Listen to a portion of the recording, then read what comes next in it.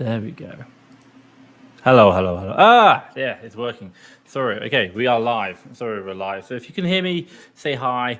Obviously, let me know if you are here. I'm very interested in that. Obviously, today I'm going to help you out with your Amazon business, give you a little bit of an update on mine, what we're talking about. And I just need to quickly type in to make sure. I always get connection problems when I do this. Maybe like streaming to Facebook and Google take a long time. So one second. So I'll give you a little bit of an update on my business, where we're at. So I will share it with you now. So kind of things that we talked about within my business. Number one is like risk. So everyone's getting suspended right now, if you know. So obviously, I would just say a big hi. If you're here, drop a comment down below. JGL02, hey, good to see you down below. So if you want to know, like, risk-wise, everyone seems to be kind of getting suspended. It's not everyone, like, you're fine. So don't really worry too much. If you're buying dodgy goods, that's why. Now, and by the way, it might not be that you're buying dodgy goods. It might be the case that other people or the suppliers you're buying from are buying dodgy goods.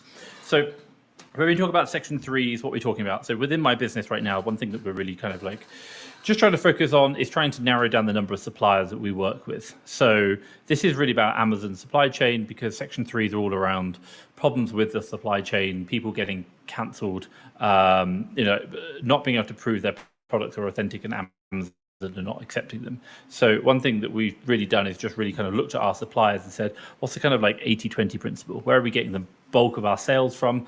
Like, how can we really improve this? So, and by improving it, it's like just focus on those which are really giving you a lot of money or sales or products, and then don't spend so much time with the ones that, like maybe you're just buying a few products from that don't really matter. And again, it's kind of like just really trying to focus down. So a lot of the kind of suppliers whereby they are not so good, should we say, we don't buy so much from. We will just kind of say, look, let's just stop purchasing for them, and can we spend more time on the ones that really make a big difference? So that's something that we're doing within our business. And again, that's two parts. Number one, 80-20 principle, and number two is the fact that Section 3s, and if Amazon doesn't like the supply chain that we're buying from, that could be a really big problem. So that's something we're really looking at.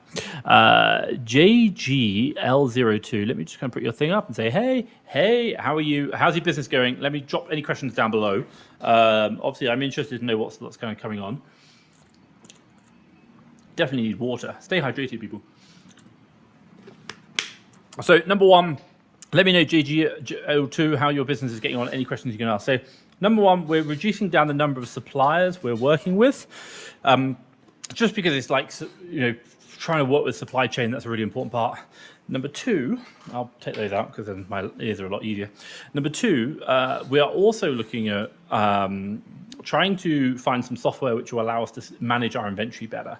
So one of the key areas we're kind of thinking about is how do we reorder better? How do we manage our pricing better? How do we just manage our stock better? Because at the end of the day, this is the fundamentals of Amazon. If you manage your inventory better, you are going to have a better business, period. So one of the things we're looking at this week is really trying to improve that.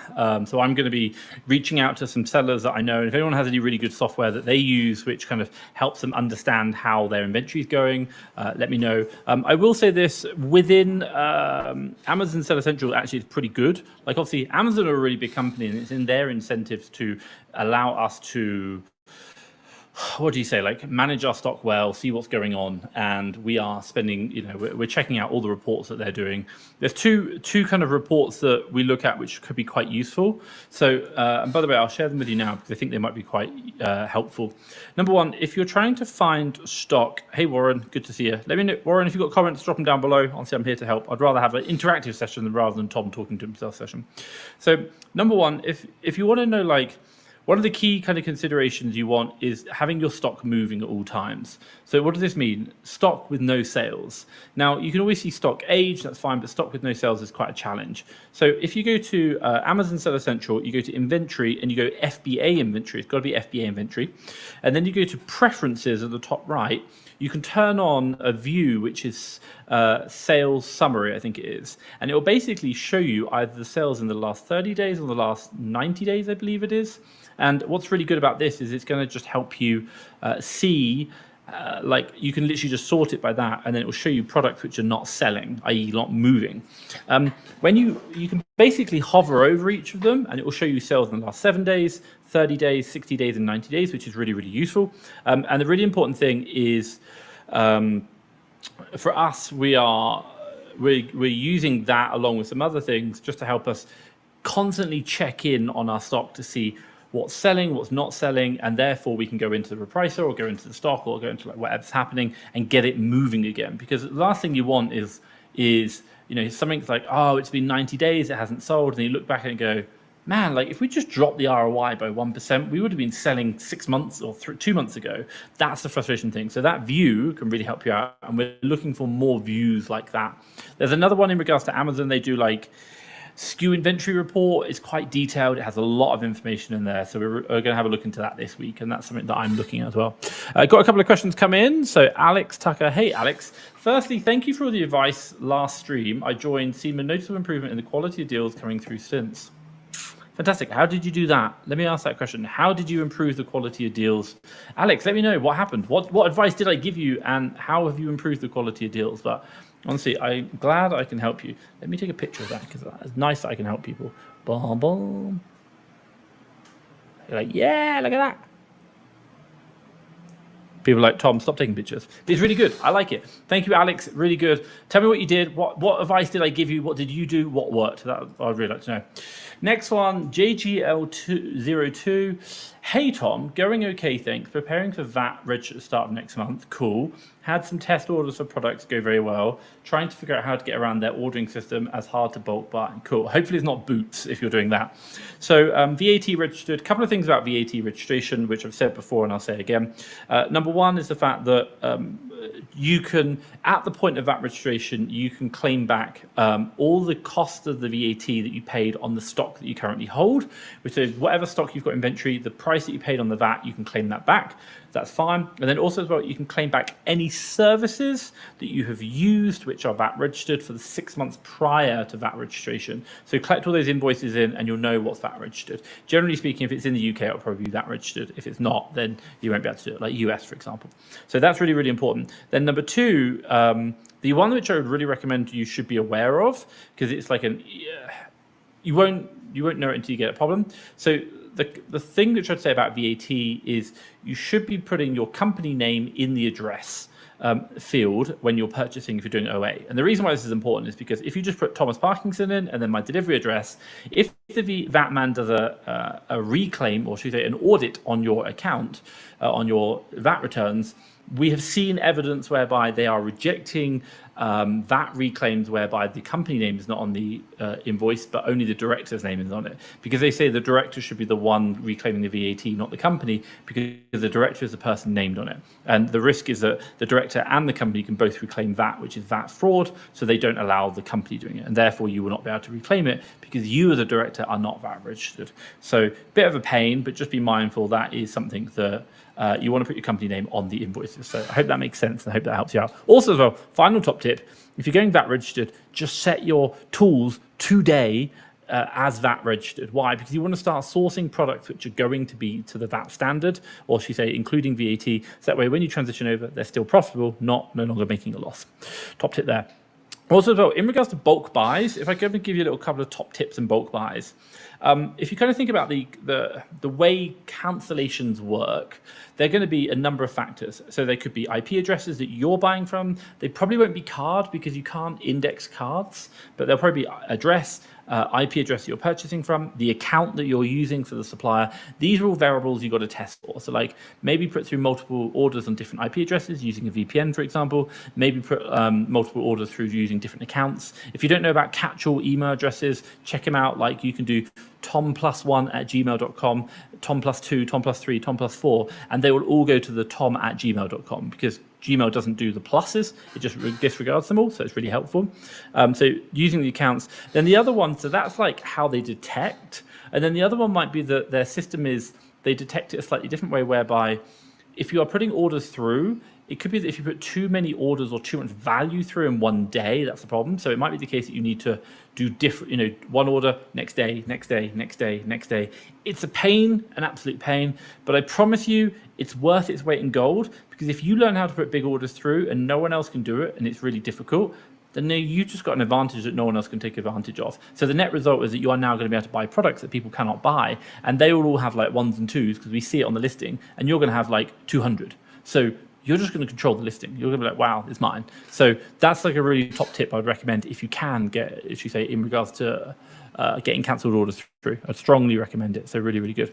Alex Tucker. Hey, secondly, found a product I definitely want to wholesale, but can only find the brand themselves supplying. Any tips getting past the wholesalers not wanting to supply to Amazon sellers? Sometimes it might not happen, but what's kind of advice that I can kind of give? You might create like a web store and say we're a web seller. I think the question comes is if they are like, if it's like you cannot sell this product period on Amazon and the brand themselves are on Amazon, then I wouldn't even really bother. I would speak to the brand, and if they're really anti-Amazon sellers, it's not worth it. Why? Because you might be able to get the one order through and then you're just going to get shut down because the brand will speak to the distributor or wholesaler and they'll stop selling to you. So it's got to be, there's levels to the game. So if the manufacturer is like no to wholesale, or like you selling on Amazon, I'd just move on. Like it's not worth your time because you're going to do a lot of work for one purchase, one bulk order sale, and that's it. You want to build a long-term relationship.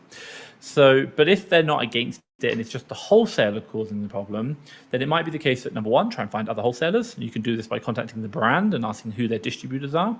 Number two is creating a storefront, speaking to it's creating a like an e-commerce store and say you sell through them. Make sure you're listed on Google. That's an important thing.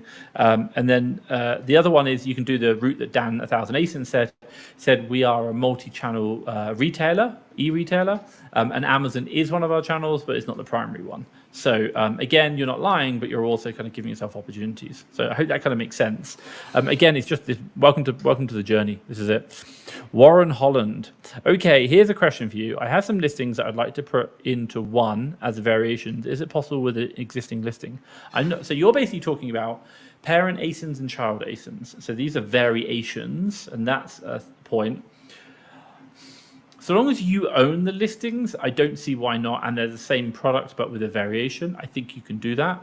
That's fine. And again, we're talking about listings here. We're not talking about you like bundling the pen and the lip salve together. Like that wouldn't work. It's got to be like, like, oh, we've got the black colored lip salve, and we've got the red one and the blue one. Like that would be a variation listing. So I don't see why not. I'm not very good at it. We've never created listings, but I'd speak there'll be lots of guides on YouTube, and if not, speak to Seller Central. They'll help you out. But you can definitely do it. Yeah, I think so. And again, just be mindful. Like it's really advantageous sometimes, but I do research into like why you want to and why you wouldn't. I think you do, because you'll just increase sales. Like people are like, I like the black one, but I want the red one. That's what I think. Hope that makes sense, Warren. I'm sorry, I'm struggling with that name. I'm going to try. Chiula. Sorry if I got that wrong. Wow, what an amazing name. Cool, I love it. Since you were talking about stock, how long do you wait before you drop your price to clear out the stock to get it back to cash to buy better deals? Great question. Okay, I'll talk about it in my business. And really, you're talking about like how long do you wait? This is a really good thing. I actually shared a way there's really two parts to this question. And really, you're talking about stock whereby the listing is getting a bit too competitive. So the one part you're already thinking about, which is good, but you're missing a part, which I think is really key. So the part you're thinking about, and I'll explain that first. So the part you're thinking about is how long do I wait? Well, this is a really simple calculation. This is listing sales. So how many sales per month is the listing selling? And then you're going to be looking at the FBA stock on the listing. And you're going to work out how long will it be before the price kind of recovers. And a key indicator that we look at within our business, and we do this within purchasing, so we do it before we've even bought it, is that if there is more than 3 months worth of FBA stock, so on the listing, so this is, let's say for example, the listing selling 50 sales per month, and there is 200 units of stock, so 200 divided by 50, that equals 4 months worth of stock, so it's more than 3, then we will generally get out. We're not interested because we know the price is going to crash and that's going to be a problem. Even if the price right now is profitable, we want to get out because that's going to be a problem for us. So the net result is that that's going to be the consideration we look at. Now, the more stock there is on the listing relative to the listing sales, so if, say, for example, it's selling 50 per month and there's 1,000 units, oh my God, that's incredible. Like that's gonna crash. That's a really important point. So the more the higher the stock ratio is to the listing, the quicker we want to get out. But generally, anything over 3 months, we just want to get out anyway. So number one, that's a key consideration. Now, so that's the kind of tactic we'll look at. Now, we can sometimes hold on if we think it's going to be really good, like we know it's end of line. We might calculate how long it will be before the price recovers. And again, that same calculation comes in. But the bit you're missing, which is what we do, and I think is really, really important, is you're waiting for it to crash and then go, oh my God, what's going on? The real question you want to be asking is, how can I detect the crash in the first place? So this is a key consideration in whereby you are looking at stock with no sales. So in particular, you are looking at products whereby I'm guessing they're probably going to be 0 to 30 days. They are below your minimum price, so they haven't sold for 7 days, and you're going to be asking the question why. Now, they might be like, say, for example, your min ROI is 25% ROI, and it might be like it's 20 or 19% right now. But if you literally just go and have a quick look at the FBA stock, you'll be like, oh, it's crashed down, maybe it'll come back up again. That's what you're saying. But if you go look at the FBA stock and you go, wow, there's 6 months worth of FBA stock on here, I'd be like, I'll get out. I'll take like 15% right now, get out of the listing, because otherwise you're waiting 6 months to get that stock back. So that's how we look at the analysis. And we have like the views that I talked about earlier on in the live, and how we find those products, what we do, and the way we do it. And we have that process. So I documented that within the Seller Academy. So I hope that makes sense. Let me know. Sorry, hope that makes sense. Right, AJ8. What is it with everyone with numbers in their names today? Love it. Hey Tom, what advice would you give? You sent into Amazon a specific quantity, and Amazon says they received left. This happened to me. I sent the invoice in, but their investigation is complete. It does happen quite a lot, more than you like to think it. So there's a couple of things. Number one, send the invoice in, of course. Number two, make sure that you're always getting the box weights right. If you ship in 10 units and each unit weighs a kilogram, so that's 10 kilograms in total, and your box weight when you ship it in is only 8, then you have no leg to stand on because you haven't put in the correct box weights when you shipped it in to start with. So you've got to make sure that. Now, that's really what you can do, kind of like the main thing. The bit more advanced one, which I think has had 100% success rate. I don't know because there's a prep center that I know of. So systemized fulfillment, video all their boxes being packed. And if you ever get this issue, you can request the video of your box being packed, and then you send that video into Amazon, and I believe they've had 100% success rate, saying X number of units went into this box, here's the video to prove it, and they'll be like, okay, yeah, we agree with you. So that's the only way you can really get it. But outside of the weights and outside of showing the invoices, there's no other way. Like, it's a pain, it's a real annoying, but you've got to, that's like, Amazon are like, a number of people probably say that they're shipping in units, and their guys are going to do estimations, and it's not perfect. It's really not perfect. So I hope that makes sense. Let me know down below, AJ, if that helps. JGL2, great, thanks, Tom. So you can claim back VAT on all stock currently being held, even if it's bought many months ago. Correct. As long as you can prove you paid the VAT on it to get the invoices. And so if you're going to go VAT registered, you can reclaim all the stock. You've got to have the invoices to prove you paid VAT in the first place, and they should all be UK registered companies that you paid the VAT to. Number two, at the point of going VAT registered on that day, i.e. whatever stock you're holding, the inventory value that you paid VAT on it, you can reclaim that back. And that's a very normal thing. This is why you normally find that your first few, like your first one VAT return is normally you get money back, rather than having to pay money because you're claiming it back. I hope that makes sense. So yeah, you can definitely do that. Let's go through. My mouse is getting lost. Here we go. I think my computer's getting quite hot. So, okay, fine. In regards to cancellations, thanks. I've been trying to figure out what variables they use. Do you know if device used might be affect, not IP? Could be device, MAC address. I think all UK, all like Windows devices now, every time you connect, they give you a new MAC address, but obviously your router won't change MAC address because that will always be dynamic. So I don't know the exact answer. It depends on the supplier and how well they do. Some of them might even do browser fingerprinting, which is really advanced. Like I've researched it quite heavily. It's advanced stuff. So, and you get a very, very good thing, but it depends on the supplier and what they're doing. I don't know the answer. You have to test. I hope that makes sense. Let's kind of jump through JGL2. And yep, if I can crack the code on this supplier, it'll be a massive advantage as any sellers who are trying to come will only be able to get very low stocks. I hope it's not Boots, because I think I know millions of people trying to do that and they can't do it. So if it's Boots, don't bother. But anyone else, do try it. And just see how it goes. Yeah, like, and by the way, if you can get those suppliers purchasing or allowing your order through, you are going to be able to like change the game. It's so important. Let's go through 1 second. The review guy. Hey Tom, what is the most efficient way to collect invoices?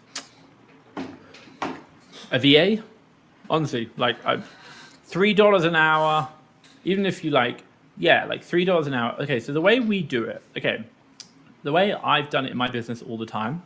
Number one, we have the G Suites. Number two, we have a VA with an email address called like accounts@fasttrackfba.com.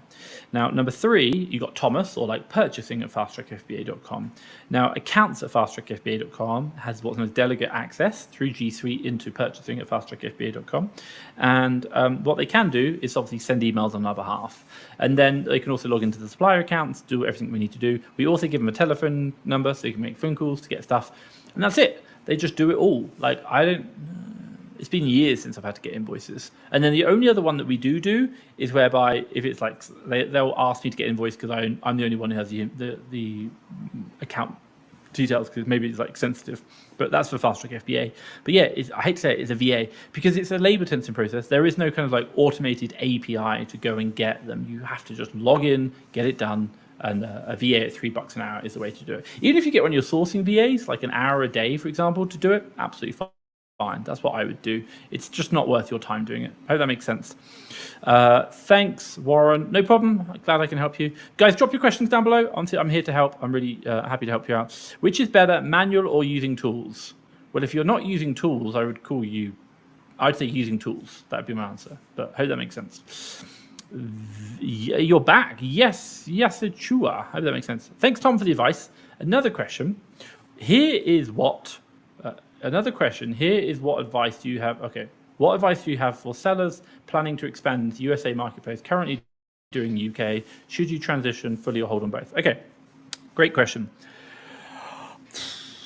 First of all, I'd probably get my Getting Started in Amazon USA course. It costs $97 and you can buy that, and that's going to change the game for you. So that's going to be really, really useful. And it just talks about creating companies in the US and the way to work and the way I've done it myself. Now, advice for you getting started in the USA is, okay, I'm going to say two things. One, if you're thinking about getting started in the USA, you need time and attention. So what does this mean? If you're really busy right now and you probably don't have 20 hours per week free, I probably don't think you should be working in the USA. There's a lot to learn, a lot to do, a lot of like administration that has to be done. So you're probably going to be spending at least 10 hours a week just doing like administration, figuring out annoying things. And then you've got to obviously be sourcing, purchasing, and managing your business. So 20 hours a week minimum is what I'd recommend. Then on top of that, I'd probably recommend at least $10,000 in cash available. Why? Because you can start with less, but costs are high. Like in the US, costs are high. We spend $2.50 nearly for prep. We spend $900 on accountancy fees. We have a virtual office, which is like $500. Like it all adds up. And to cover that, you need a lot of money to invest. And then, by the way, you can't get credit cards like easily. They're really difficult to get hold of. And even if you do get hold of them, they're low. They're not like, oh yeah, we'll give you like 20 grand. No, it's like, it's going to take a year before you're getting anything of like $10,000 on credit. And again, you want to build this business and cash flow it. And if you've got costs of like $1,000 a month in accountancy fees, it's just going to kill you. So lots of capital, lots of time. That's it. But that's the same thing I'd probably say for any business. You need time and you need money because this is a leveraged business of capital. You're buying to resell and you're making percentage margin on the products you're selling. And then number two is you need time to build the business. So I hope that makes sense. But that would be like my kind of advice for you. And also get my course, $97, really helpful. Facebook user said, hey Facebook user, I wonder who you are. I'm going to have a quick look on my phone to see if I can find out who Mr. Facebook user is. Let me have a quick look. So Facebook user, they're probably going to just comment down below and be like, hey, anyone here? Nope, not sure. I'll kind of jump into my group and see that one. If anyone said hi, who said hey? Hey, Shizad. Hey, Shizad. I hope I said that right. Shizad. Hope I said that right. Hey, good to see you. Right, let's jump through. Drop your questions down below. Honestly, I'm here to help. I'm going to be helpful today. Let's go and jump through. I've got about another 20 minutes, 15, 20 minutes. It's a hot day today. I don't want to be in the apartment all day long. Let's kind of go through. Mashoud, by tools, I mean tactical arbitrage or source manual. And by manual sourcing, I mean storefront stalking. I've been doing manual sourcing. It takes very much time and the most time works better. Look, if you want to, look, I will say this to anyone right now. Whether you're doing storefront stalking, tactical arbitrage, fine. Finding deals is only half the equation. anyone can find deals. If that makes sense. You can do storefront stalking, you do tactical arbitrage, you will find deals, I promise you. Will they make you a profit? Like, I can't guarantee that. Are they like your job is to find deals that no one else can find, not the deals that everyone else can find. There's a very, very big difference. And if you are using tools like Source Mogul, Tactical Arbitrage, even Storefront Stalking manually, like, I think they're good tools. There is a way to use them, but if you are just literally clicking search and buying that deal, they're going to crash. I promise you that, because everyone else can find them. Everyone else is using these tools. That's not the way to use them. Even storefront stalking is not the way to do it. Like, if you want to do storefront stalking, the way you do storefront stalking, the way you should, like, to get it right, is that you have a certain niche, you have a category that you are sourcing in, you are finding great deals and they're working for you, and then you keep noticing this one seller on all these listings for you. So you're going to storefront stalk him or her to say, where are they buying from that like, what deals do they have that I don't know about, and where are they getting them from? So now you're finding new suppliers that you never knew about because of this one seller. But you're not just going randomly across all the different sellers. You're being very targeted and specific, because this guy's obviously got profitable products. And the same thing you could do with tactical arbitrage. For example, like, if you are, like, again, it's kind of like, if there's a store, like, let's say, for example, you know, it's like Walmart, for example, and you're doing tactical arbitrage or Source Mogul, and you find the cat food. It might be like, cool, well, the tactical arbitrage and Source Mogul has found cat food fish flavor. Then you go out and find all the other flavors that it might have missed. Sometimes it does happen. And again, you're kind of using it as a stepping stone to finding more, but it is the things that they generally find probably might not be the best options, because generally what we've seen in the price crashes because everyone else does it. Unfortunately, what you're telling me is, like, it's hard, so therefore I want an easier way, which I really understand, because we're human beings, but also appreciate the hardness, because when it's easy, everyone else generally does it, and as a result, there's no profit in it. So that's the point. You can find deals, it doesn't mean they're going to be profitable. I hope that helps. Maddie, is 0.8 profit still good if it sells 30 times a month and you have big inventory? 80 pence profit is great if you're spending 2 pence buying the product, but 80% profit is not good if you're spending $80 or pounds buying the product. Again, it's all relative to how much you sell. This is why we look at ROI. 30% ROI, I'd say you're really happy with. That's cool. I'm happy with 30% ROI. We're good. We reorder at 25, by the way. So if you want to do the calculations, let me get the.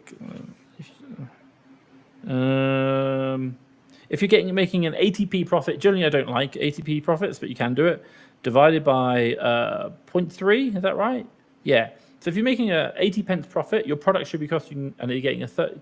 If you're making ATP profit and you're getting a 30% ROI, your product should cost about £2.70, £2.66, or £2.67 if you want to know. And that's including your prep fees and your shipping fees, by the way. If you haven't included them, you're not making enough money. But generally, we don't like doing that. Why? Just because there's, like, I want more profit. 30 sales months is very low. Also, as well, it's a kind of good question in the respect to the fact that if you do your 0.8% or 0.8 pence, if you're doing ATP profit, and you multiply it by your sales per month, if you look at it, you're going to make maximum on the listing £24 profit.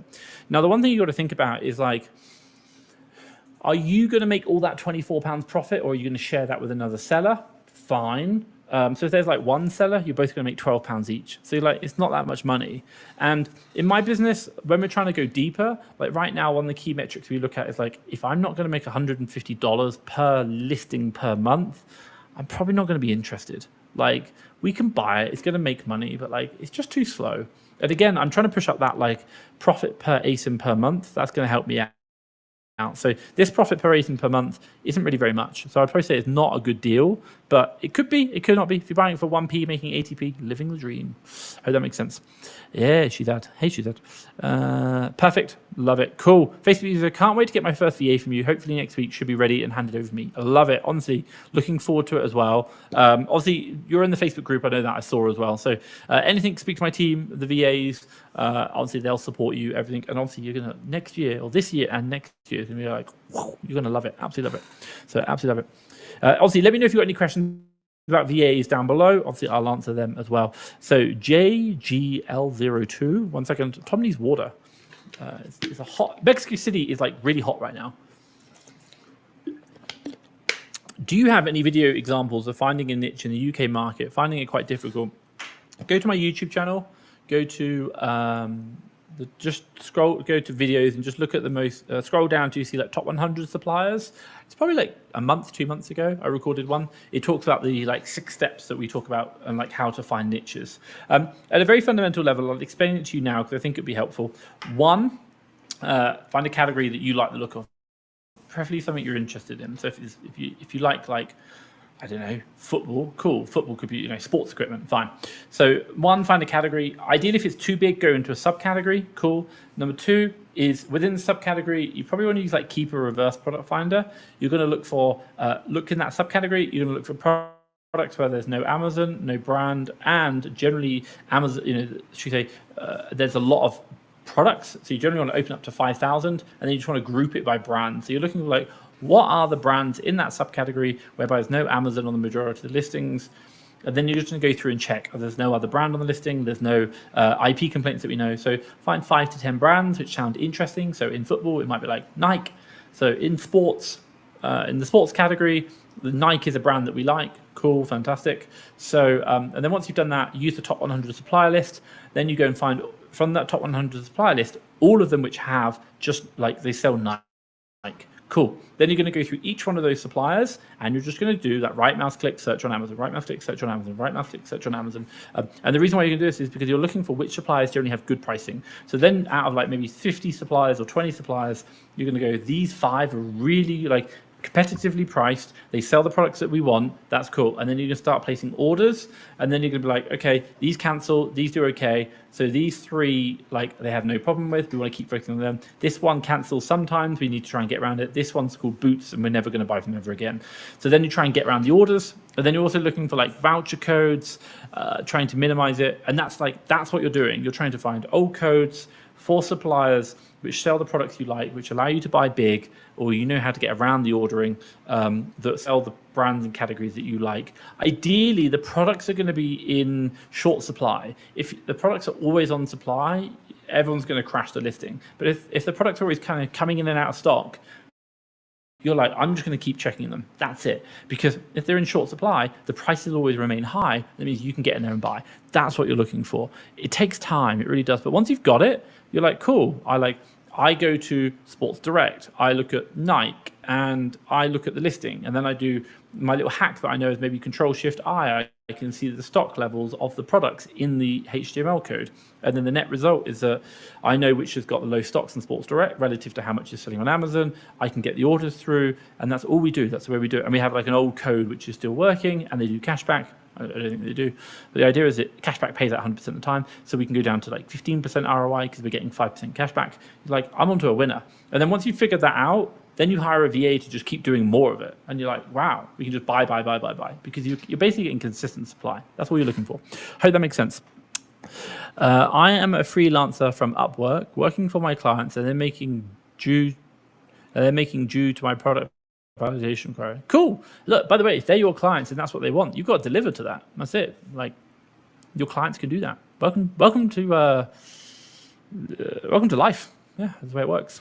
I'm a freelancer and they're making great profits on the products because they're really high ROI. I just asked that I can save time. Cool. Well, good. If they're making great profits, you've got a job for life. Well done. They're loving you.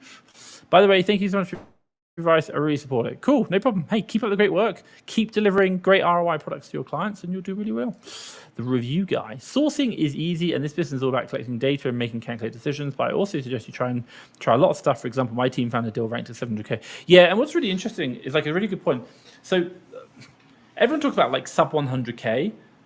What you don't realize is that, yeah, the products that are from like 100K up to like 500K, yeah, they really don't sell that much. You are right. But what's very interesting is that if you go for higher value, you might actually make the same amount of profit, if not more, because number 1, less competition. Number 2, there's a lot more range. And number 3, if it's a high value item with a 40, 50% ROI, wow, you could be making like 30, 50 bucks per item, per sale, because it's just a high value item. So it does happen, does work, and there's a lot of gold out there. So just keep that in mind. There is so much opportunity. And I think the review guy, really, really good point. Really, really good point. Let's go jump through. I'm home kitchen, and we test buy and sold 6 units for 24% ROI, $27 profit. Fantastic, yeah. So in home kitchen, I'm guessing you're saying. Yeah, agreed. And I think, look, the one thing that I'll say is this business model we currently do, it's not hard. It's really simple. It's find go to a supplier, search the products on Amazon, do that. The problem is it's just boring and we get bored. But if we know that if we did 3 years of this, by the way, your business would be fine. And you'd be making so much money, like you just know your niche, you know what you're doing. The problem is we want it today because we get bored. And if you can just stick in there and play a long-term game, you'll be fine. So that makes sense. But review guy, well done for you. Like, keep smashing it. Absolutely fine. Test buy. And the deal was from one of the very popular retailers that most people would avoid because of price crash. Yeah, agreed. And again, like if you're going like really high rankings, some people are like, no, don't do that. So again, finding out your niche, doing test purchases, figuring that out, that's going to be so key. And I think this is a really important point. Like, again, when I talked earlier on, I talked about like having views, understanding the way to look at your data, get it moving, but also just to understand what's happening. Because if you can manage your inventory better, i.e., if you can just bring down your average like sell-through rate, so you're holding less inventory, you can sell it quicker, you can maybe source at higher ROI, and you can just do just-in-time ordering, you're going to just make so much more money. But again, it's about doing that. That's so important. But yeah, review guy, I absolutely love it. And again, it's data driven. It is. I hate to say it, but it is. It's all just numbers. This is why Amazon's really intelligent, because they're data driven. Thanks, Tom. That's great. You're welcome. JGL2. With preferring quality ASIN deals, is it worth getting a VA to spend more time looking for those better products which are harder to find, except a few days to aim for more deals? I'm going to come back to the review guy. Look at your numbers. Like, the question you got to ask is like, 1 second. Tom needs water. So, in regards to the question, should you be focusing on faster selling or slower selling items, or maybe quality deals or like less quality deals? You've got to be looking at your own sales data right now. And in particular, what I'm talking about, just go into your sales for last month, look at the products which represented like the top 20% of your profitability, and look at the products that represented the bottom 20% of your profitability. And what you're going to do is ask questions like, why are these our most profitable products? How did we find them? What did we do? And why are these our least profitable products? And how did we find them? What did we do? And generally, stop doing this, start doing more of this. And you're just focusing. Now, that might mean that this is quality products, certain types of sourcing, fantastic. But again, your data is going to tell you, it's got to be you're looking at those analytics, you're looking at those products. For example, in one of our businesses, or in our business, we noticed certain types of variations had a very high return rate. So we said, we're not going to stop sourcing them, but we'll source them last. So if all the other avenues are depleted, we will then source this one. And the net result is you just bring down the return rate. So I think right now like 3 or 4%, which is much better because it was like 8 or 12 like a while ago. So it makes a really big difference. But you've got to look at your data. That's the most important thing. You said bit of a worse quality. I'm not too sure what that means. Let me know. Is that my internet connection playing up? Sorry. So yeah, preferring quality deals, aim for more deals. Yeah, I think that kind of answers your question. You said like worse quality, but the idea, like for me, the one thing I'd just say is like really just trying to focus on reviewing the data, understanding what your data says. That's going to be the key consideration. Like just literally, if you're going to do it right now, like how would I do it if I were you? I'd go to FTK or whatever P&L software you've got, download it, and then just do sort by profit, total profit. Look at the top 20%, and then look at the bottom 20%, and just ask really good questions like, why did we make so much money here? Why are we not making so much money here?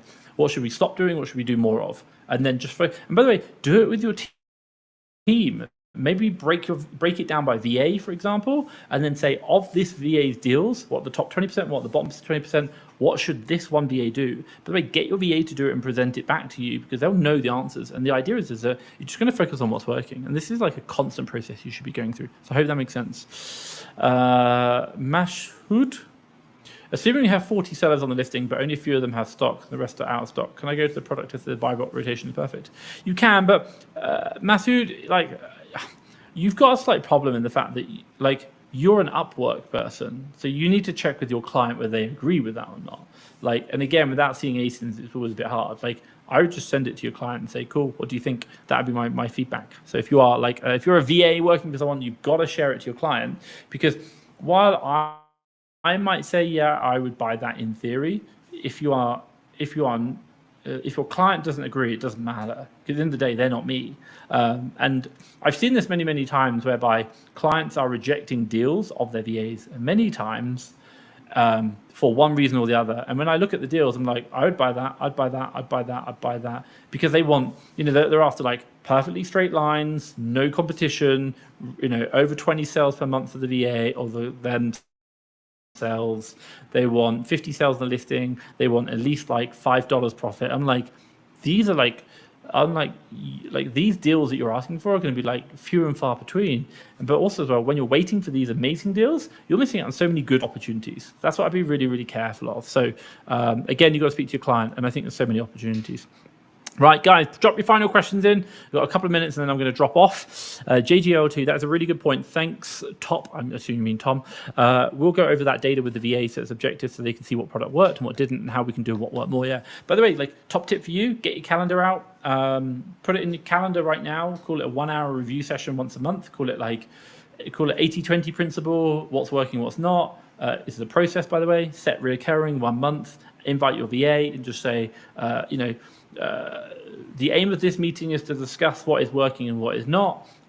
We are going to, step 1, download the sales data. Step 2, look at what's performing at the top 20% of products. We're going to ask, how can we do more of this? We'll also look at what's performing at the bottom 20%. And again, we're looking at actual profits, not estimated or anything like that. And we're going to go, what's performing this? We might look at suppliers. We might look at sourcing methodologies. We might look at repricing strategies. And the idea is that just every month you're going to ask that question. I promise you, if you keep focusing on those numbers, again, results, you will start seeing things and you'll start making actions. Because if you focus on it and get it wrong, you'll see it go the wrong way. And they'll be like, oh, we should probably stop doing that. But again, just looking at what's working and doing more of that. It sounds simple, but we never do it enough. Look at numbers. Really, really. This is why we do it in Seller Academy. So important. We just look at numbers. Like literally every week, every single person in my business has multiple numbers they have to report. And I'm like, that number. What's going on with that number? And they're like, oh. I'm like, find out why that number's not good. We had something really good on our YouTube the other week. Like we hit the highest numbers all quarter. I was like, wow, 3 of the 8 metrics we tracked were the highest we've ever achieved this quarter. I was like, wow, that's really, really good. So yeah. Facebook user. I'm selling an ASIN and it was selling well, and I was getting good buy box rotation. Then I decided to go deep onto this, and suddenly I'm not getting the buy box. My price is competitive to the buy box. Any thoughts?